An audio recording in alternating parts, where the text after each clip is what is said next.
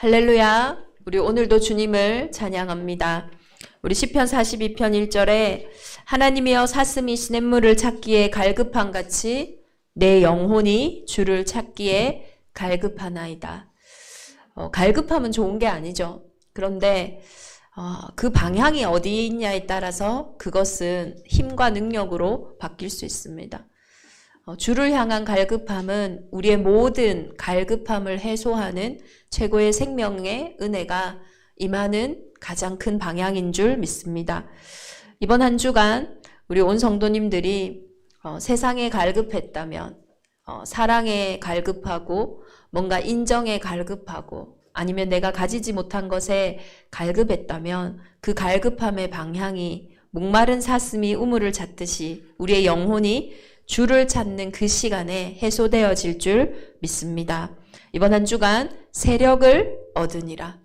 정말로 주의 말씀이 힘이 있어 흥황하여 세력을 얻는 장면이 오늘 사도행전 19장의 장면입니다. 이번 한 주간 우리의 현장에 주의 말씀이 힘이 있어 흥황하여 세력을 얻는 응답의 한 주간이 되어질 줄 믿습니다. 오늘 본문은 바울이 3차 전도 여행으로 에베소라는 지역에서 지금 사역하고 있습니다.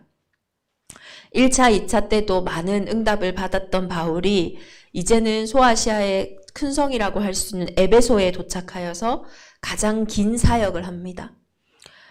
에베소라는 지역에 들어가서 말씀을 강론했더니 어떤 사람들이 마음이 굳어 순종하지 않고 무리 앞에서 이 십자가의 도를 비방하거늘 바울이 그들을 떠나 제자들을 따로 세우고 두란노 서원에서 날마다 강론했어요.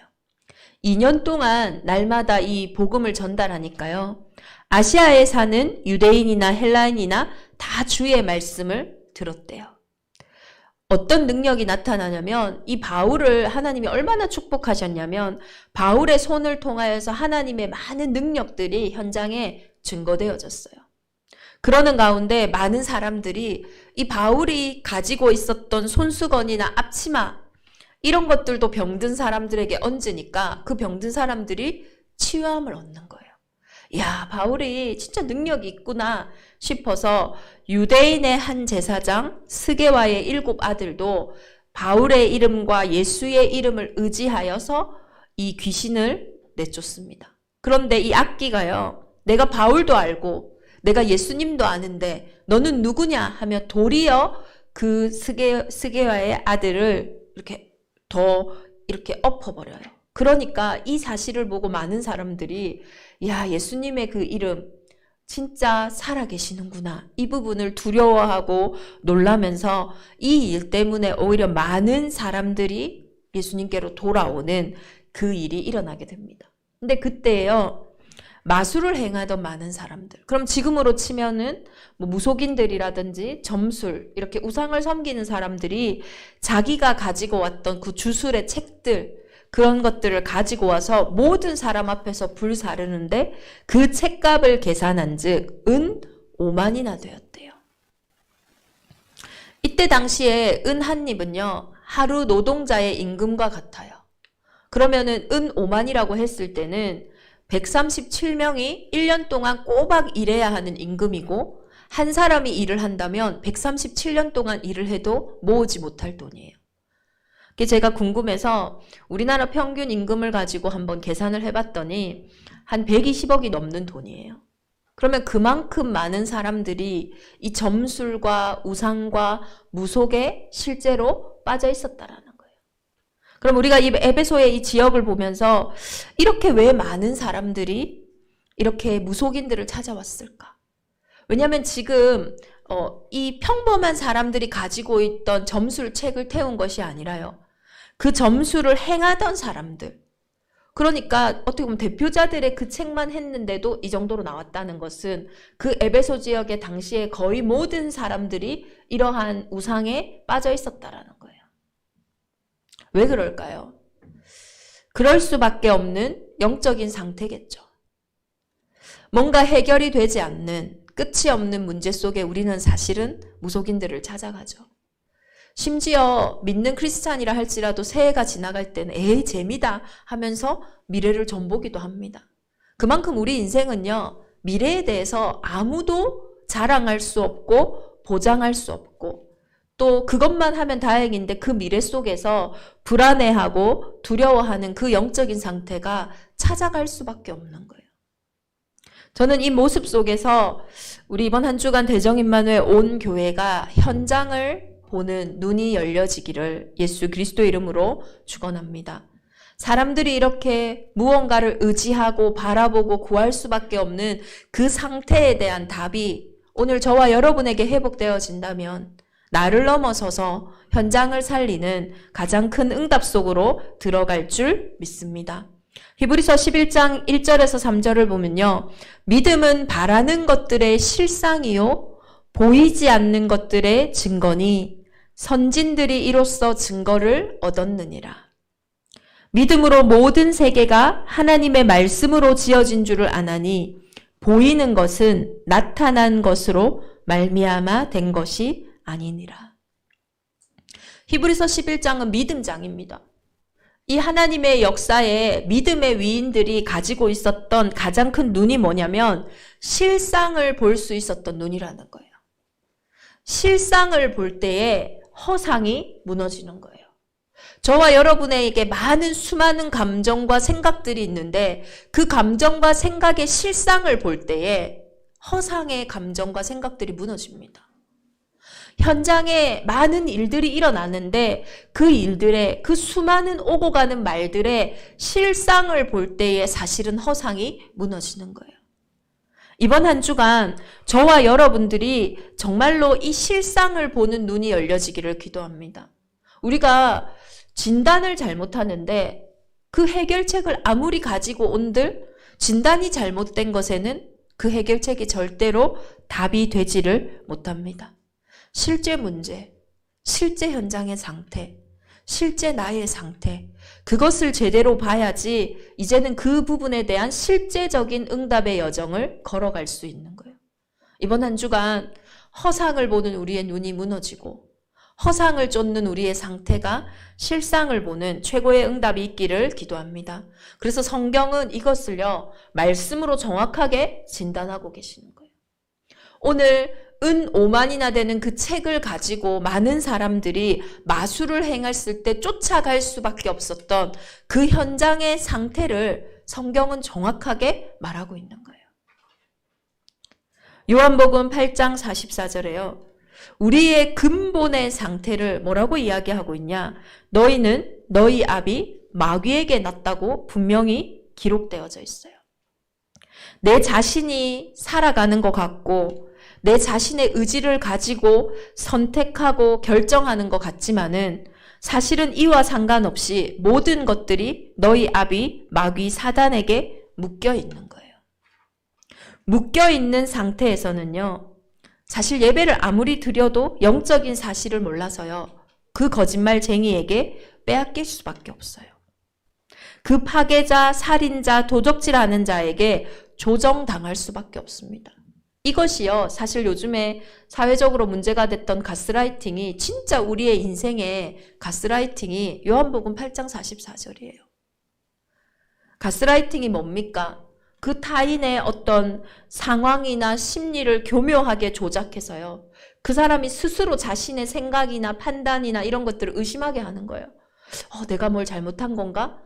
내가 이렇게 하면 안 됐었는데, 그런 현실감이나 판단감을 완전히 무너뜨려서요, 그 사람에 대한 지배력을 강화시키는 게 가스라이팅입니다.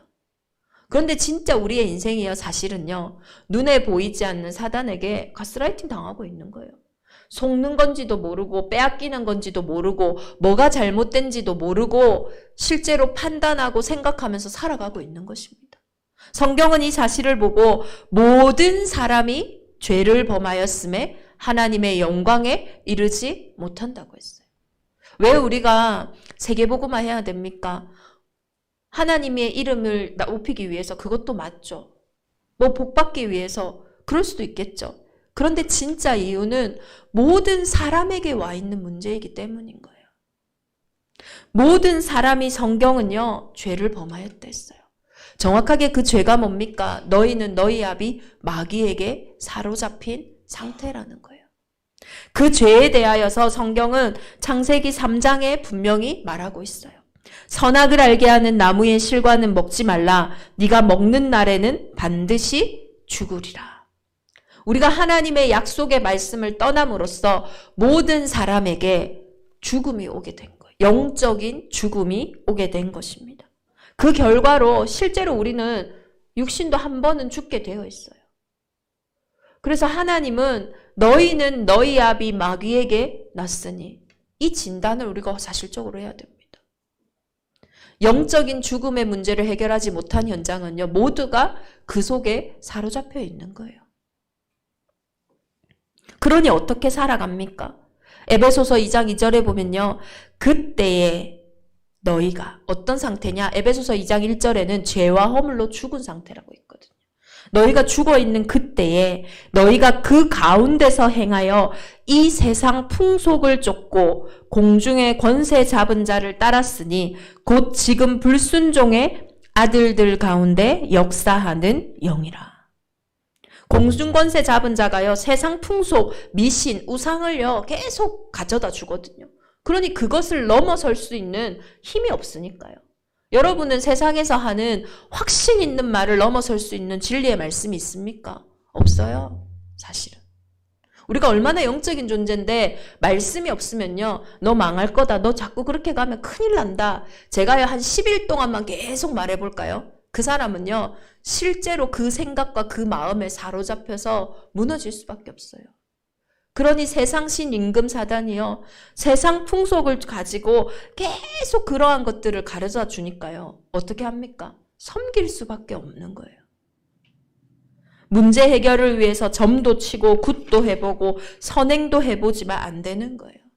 두려움 가운데 날짜 택일 마음대로요 뭘 할 수도 없어요. 방향도 못 잡고요. 몇 자리도 마음대로 할 수 없을 만큼 무기력과 무능력 속에 묶여 있는 거예요. 최근에 우리 제슬기 주목 장례할 때요, 그때가 명절 앞이었잖아요. 많은 제사 지내는 분들이 못 들어오는 거예요. 문제 생길까 봐, 어려움 있을까 봐.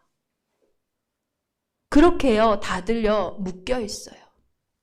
그것이 좋은 건 줄 아는데 가장 결정적인 순간에 그 문제가 닥쳐올 때 어떻게 할 겁니까? 나를 위해서 한 건데 만약에 진짜 중요한 내 자녀의 생명의 문제가 달려있을 때 그날에는 절대 그곳에 가면 안 된다. 어떻게 하실 겁니까? 내 인생에 가장 중요한 시험이 있고 선택이 있는 그날에 오늘은 네가 밖으로 나가면 안 된다. 오늘 나가면 큰일 난다. 어떻게 할 겁니까?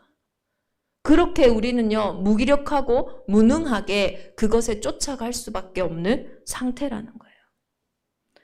어떤 분은요, 제가 영어 교육도시에서도 많이 만났어요. 뭐 커튼 같은 것도요 자기 마음대로 색깔 못 고르더라고요. 물어봐야 돼요. 뭐가 우리 집에 좋은지, 뭐가 우리 자식에게 좋은지, 식물이 뭐가 나하고 궁합이 맞는지 마음대로 할 수 있는 게 거의 없어요. 진짜 이게 억울한 일인 겁니다.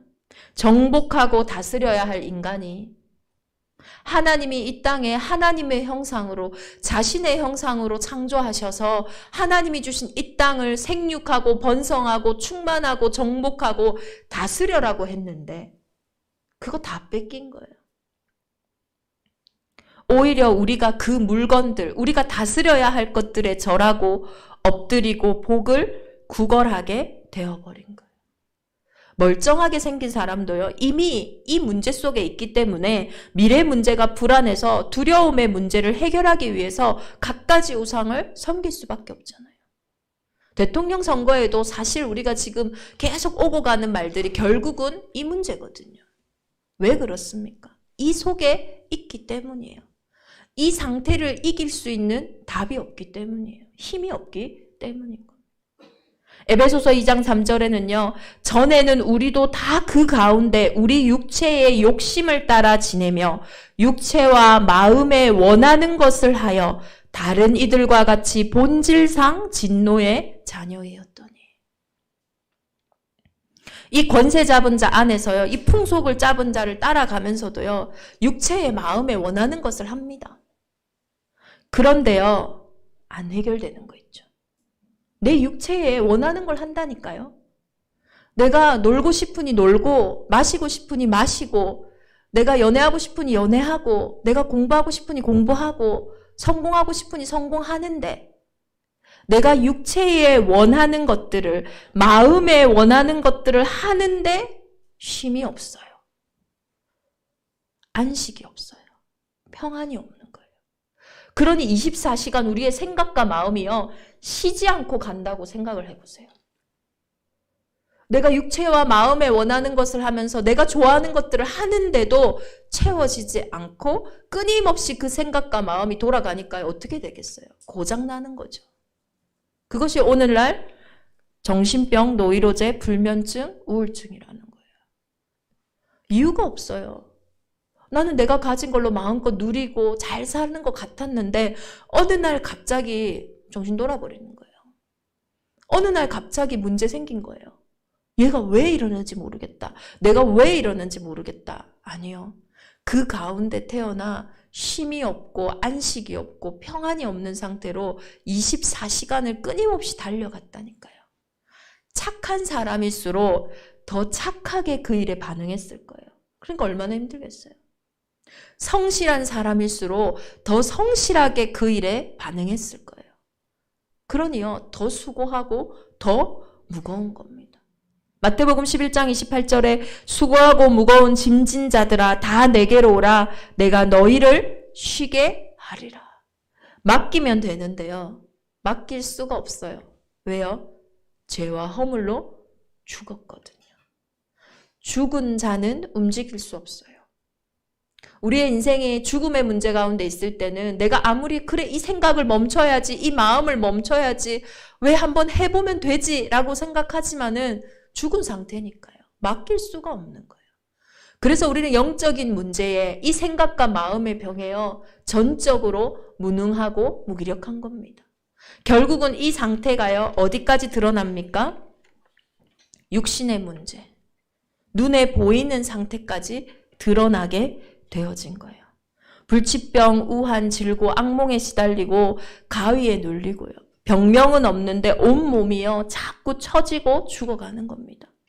많은 사람들이 정신과 마음의 병, 우울증에 시달리기 때문에 실제로 삶의 규모가 망가져서요, 끊이지 않는 육신의 문제가 찾아오는 거예요.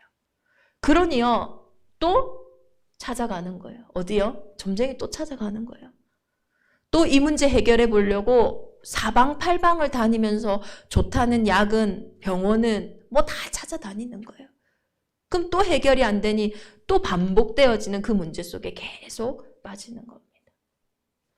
정말로 왜 행복이 없는지 알고 있는지 한번 우리가 그 현장에 질문해 봐야 돼요. 사실은 행복하다라고 거짓으로 대답해요. 가면을 쓰고 믿는 척, 행복한 척 합니다. 그러나 정말로 우리 전도자들이 현장의 그 눈에 보이는 허상에 속지 않아야 실제로 그 실상의 현장을 살려낼 수 있는 거예요. 보이는 것은요, 다 거짓입니다. 하나님 없이 행복한 사람은 없어요. 제 말이 아니라 성경에 의인은 없나니 하나도 없다고 했어요. 모든 사람에게 그리스도가 필요합니다. 그래서 예수님이 오신 거예요. 제가 영어교육도시에서 실제로 뭐 문제 있는 분이 어디 있어 보이겠어요. 그런데 이곳에서 10년 이상을 자녀를 키웠던 분이 있어요. 이제 10년 동안 자녀를 키우고 이제 자녀는 유학을 가게 되고 실제로 이제 자기는 자신의 집으로 이제 돌아가려고 하는데요. 10년 동안 거짓말로 이 땅에 살았어요. 이곳에 살았어요. 실제로는 가정에 많은 문제 있지만 많은 문제가 없는 척, 더 행복한 척, 더 괜찮은 척 살아간 거예요. 그런데 10년이 딱 지났는데요. 자기는 이렇게 뭔가 자기께 많이 망가져 있고 무너져 있는지 몰랐대요.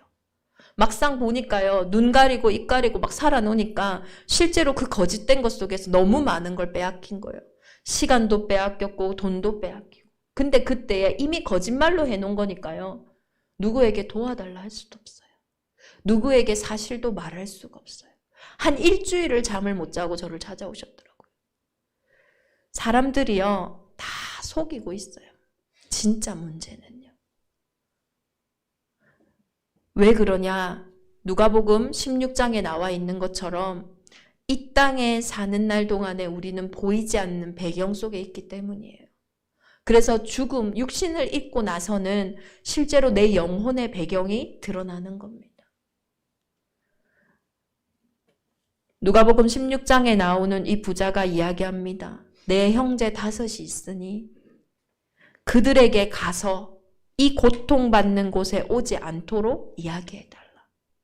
나는 몰라서, 나는 영적 사실도 몰랐고 영적인 배경도 모르고 그냥 눈에 보이는 게 단 줄 알고 살아갔는데 우리 형제들에게는 제발 이것 좀 알려달라. 거기에는 이미 선지자들이 있다. 거기에는 이미 전도자들이 있다. 그러니 그 부자가 이야기합니다. 아니다. 그들이 얘기하면 안 믿을 수 있다. 죽은 나사로가 일어나서 가면은 믿지 않겠냐. 나사로를 보내달라. 그때 뭐라고 대답하시냐. 모세와 선지자들에게 듣지 아니하면 비록 죽은 자 가운데서 살아나는 자가 있을지라도 권함을 받지 아니하리라. 아무리 죽은 자가 일어나서 믿으라 해도요. 선지자들이 믿으라 할 때 안 믿는 사람은 안 믿는데요. 이게 무슨 말입니까? 무언가 대단한 설명을 하고 대단한 것을 보여줌으로써 우리에게 믿음이 회복되는 게 아니에요. 하나님이 한 번뿐인 우리의 인생에 어쩌면 우리의 이러한 상태들 가운데서 진짜 문제와 실상을 볼 수 있는 은혜를 이미 주셨다라는 거예요. 그리고 마지막으로 성경은 우리의 상태를 뭐라고 얘기합니까? 출애굽기 20장 4절 5절에 아버지로부터 아들에게까지 3, 4대가 망한다 했어요.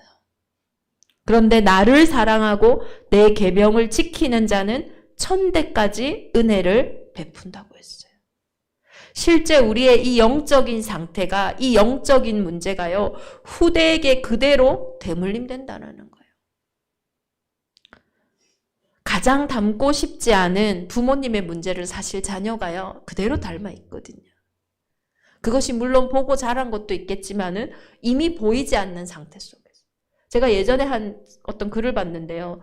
그 부모와 자녀가요, 어릴 때 헤어져가지고요, 전혀 관계가 없었거든요. 그런데도요, 그 딸이요, 부모의 영적 상태 그대로 살아가고 있는 거예요.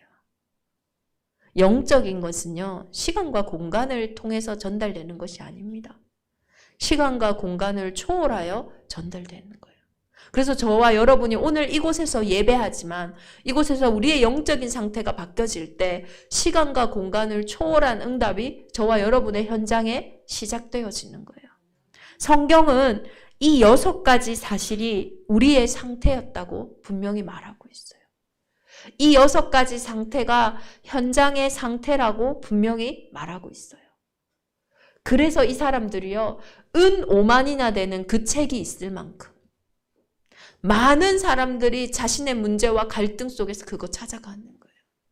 오늘날은 온라인 훨씬 많잖아요. 온라인 무속시장 규모가 얼마나 큰지요. 아마 들으면요, 다 엄청 깜짝 놀랄 거예요. 제가 아는 분들은요, 몇 분만 해도 제가 그것에 몇백만 원씩 쓴 분들을 다 알거든요. 그만큼 우리는 영적인 존재인데요. 이 영혼이 하나님을 닮아 있는 존재인데요.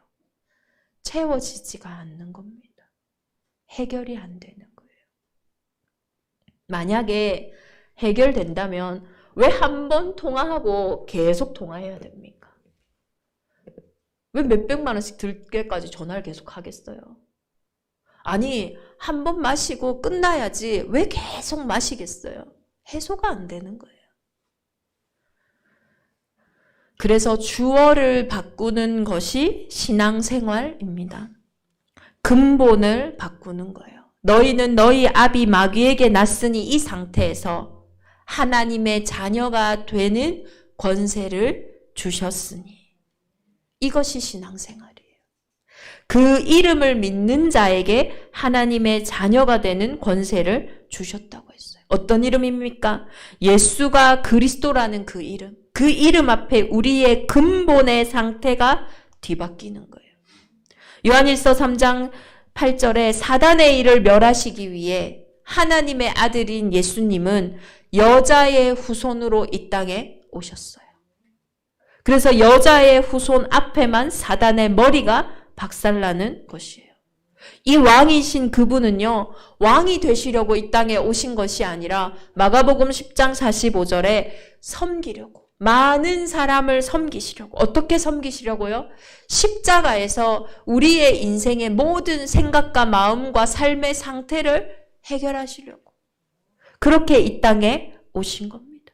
그리고 십자가에서 요한복음 19장 30절에 다 이루셨어요. 구체적으로 무엇을 이루셨어요? 오늘 우리 주보에 나와 있는 이 6가지 우리의 영적인 상태를 다 이기신 겁니다.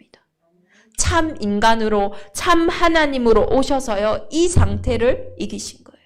그래서 요한복음 14장 6절에 다른 길이 없는 겁니다. 내가 곧 길이요 진리요 생명이니 나로 말미암지 않고는 아버지께로 올 자가 없느니라. 여러분이 가지고 있는 그 어떤 상태가 있을지라도 길 대신 그리스도를 만나는 그때에 우리는 하나님을 만남으로 그 문제는 사실 저와 여러분과 상관없는 응답의 현장이 되어질 줄 믿습니다. 그래서 태초에요, 말씀이 계셨다고 했어요. 이 말씀이요, 육신이 되어 이 땅에 오셨다고 했어요. 이번 한 주간 우리에게 와 있는 많은 6가지 근본의 상태 속에 말씀을 붙잡는 은혜가 있기를 기도합니다. 이 6가지 상태가 사실은요, 다 발판이에요. 그 정도가 아닙니다. 오직 예수 그리스도만이 해결할 수 있기에 우리에게는요, 하나님 자녀가 되는 권세예요. 이 상태가 권세라니까요. 내가 육신적으로 시달렸던 그것이요, 나의 유일한 권세예요. 나의 달란트예요. 내가 마음과 생각에 시달렸던 그것이 내가 그리스도를 만나게 된 축복이기 때문에 그것이 단순한 발판이 아니라 우리가 세상을 살릴 유일한 권세라니까요. 그래서 이번 한 주간 정말로 내가 가졌던, 내가 예수님을 만나기 전에 또는 예수님을 만나고 지금까지도 나에게 있는 것 같은 그 상태가 사실은 끝났지만요, 이제는 그 상태가 우리에게 권세고 응답의 현장인 줄 믿습니다. 증인은 증거가 있어야 됩니다. 그 증거가 사실은 하나님을 떠났을 때 있었던 그 상태라는 거예요. 그래서 남은 자 렘넌트라는 찬양을 보면요, 나의 문제는 그날의 답이요, 나의 외로움은 그날의 임마누엘이요, 나의 무능은 그날의 능력이다 라는 가사가 있어요. 더 이상 과거의 상처에 묶이지 말고 오늘의 현실에 정말로 매이지 말고 내가 미래가 더 불안하기 때문에 내 미래를 말씀 속에 정말로 찾을 수 있는, 확인할 수 있는 그 은혜가 이번 한 주간 저와 여러분에게 있기를 기도합니다. 이 발판이 있어야 성장할 수 있는 거예요. 그래서 제가 이번 명절 연휴 때 한 드라마를 정주행을 했는데 그 드라마에서 너는 다이아라는 어떤 글인지 노래인지 모르겠는데요, 돌멩이인 줄 알았는데 그게 다이아였대요. 내 인생의 상처인 줄 알았는데, 나의 연약함인 줄 알았는데, 나의 아픔인 줄 알았는데 그것이 사실은 내 인생의 빛나는 면류관이요 다이아인 줄 믿습니다. 이번 한 주간 주어를 바꾸는, 더 이상 그 상처가 주인 되어져서 세력을 얻는 것이 아니라 주의 말씀이 힘을 얻어 그 힘이 세력을 얻는 최고의 응답의 한 주간이 되어질 줄 믿습니다. 우리 주신 말씀 붙잡고 함께 기도하겠습니다. 하나님, 현장은 지금도 다 우상에게 또 알 수 없는 영적인 문제에 시달리고 매여 있는 이때에 이제는 나의 문제가, 나의 외로움이 그날의 답이 되어져서 정말로 현장 살리는 나만이 할 수 있는 권세로, 축복으로 회복되어지는 응답의 한 주간이 되게 하여 주옵소서. 지금도 나와 함께 하시는 임마누엘의 하나님, 그 실상을 볼 수 있는 눈을 열어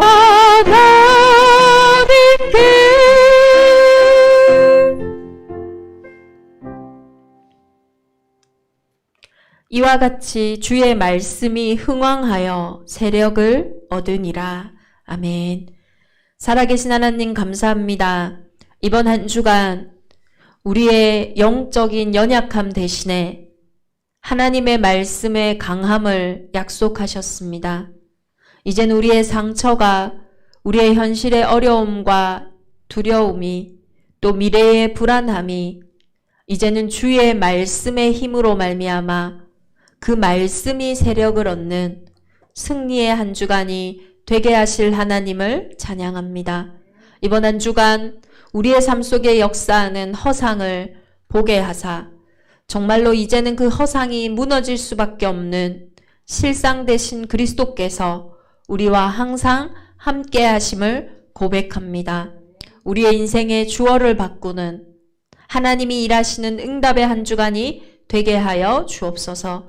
그래서 현장에 수많은 사람들이 은 5만이나 그 책이 될 만큼 다른 것들로, 무너질 것들로, 빼앗길 것들로 쫓아갈 수밖에 없는 이 시대에 답을 증거하는 증인으로 대정인만을 온 교회의 인생을 주님께서 들어 사용하여 주옵소서. 이 일 때문에 부르신 귀한 중직자들과 산업인들과 후대들을 주님께서 기억하여 주시옵소서. 구별된 자들, 구별된 예물을 드렸습니다. 11조로 건축 예물로, 선교 예물로, RUTC 예물로 각자의 기도 제목을 담은 감사 예물들 속에 주께서 그 기도들을 들으시고 마음껏 응답하사 하나님의 나라가 확장되어지는 빛의 경제로 응답하여 주옵소서. 특별히 우리 후대들, 어릴 때부터 복음에 길들여진 자들로 이 아이들만이 할 수 있는 달란트를 찾는 응답의 오늘이 되게 하여 주옵소서. 우리 새 가족들을 기억하시고 또 이번 한 주간 하나님의 말씀이 살아 움직임으로써 하나님의 자녀가 될 귀한 태신자들 위에도 이 시간에 주님께서 함께 하시고 인도하여 주옵소서. 이제는 우리 주 예수 그리스도의 은혜와 하나님의 크신 사랑하심과 성령의 내주인도 역사 교통하심이 세력을 얻으니라.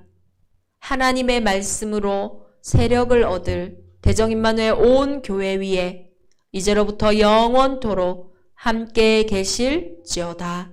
아멘.